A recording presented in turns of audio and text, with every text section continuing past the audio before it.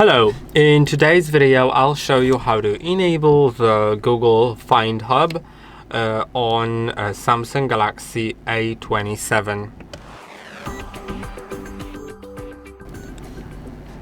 You can enable or disable it. It's up to you which one do you choose, but I recommend enabling it so that your phone can be located by you by signing into the website of Google Find My Device service by Google. When you sign into your Google account, you will be able to locate your phone.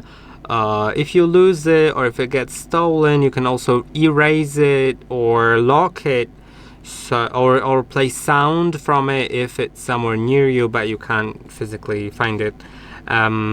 So I do recommend it a lot, and to enable or disable it, you'll need to go to the settings, then go to Google Services, then go to all services and scroll down. You'll find Find Hub, and now you can enable or disable allow device to be located. And that's it. I hope that this video was helpful. Don't forget to like and subscribe, and I'll see you in the next one.